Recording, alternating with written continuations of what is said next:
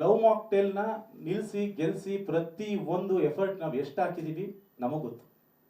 ಅದು ನನ್ನ love mocktail ಇವತ್ತೇನು 2019-20 ರಿಲೀಸ್ ಆಯಿತು, ಅದನ್ನು ನೀವು ಬರೀ ಸಕ್ಸಸ್ನ ನೋಡಿರ್ತೀರ. ಆ ಲವ್ ಮಾಕ್ಟೇಲ್ ಆಗೋಕ್ಕೆ ಅದಕ್ಕೆ ಹಿಂದೆ 10 ವರ್ಷ ನಾವು ಏನು ಕಷ್ಟಪಟ್ಟಿದ್ದೀವಿ.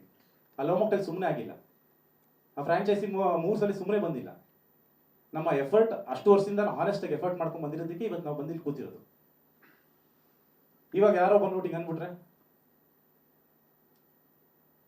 ಯಾರೋ ಚೆನ್ನಾಗಿ ಕೇಳಿದ್ರಲ್ಲ ಪ್ರಶ್ನೆ, ಸರ್ ಅದನ್ನ ಡೈಲಾಗ್ ಇದೆಯಲ್ಲ, ಯಾವ ಡೈಲಾಗ್ ಇಲ್ಲ ನೀವೇ ಅನ್ಸುತ್ತಲ್ಲ.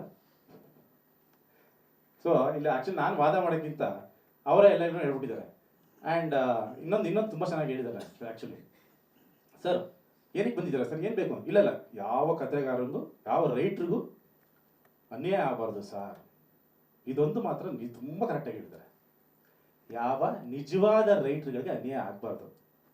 ಡಾರ್ಲಿಂಗ್ ಕೃಷ್ಣ ಬರೀ ಡೈರೆಕ್ಟರ್ ಅಂತ ಅನ್ಕೊಂಡವ್ರು ಅವರು, ಪುಣ್ಯಾತ್ಮರು. Darling Krishna is a writer director.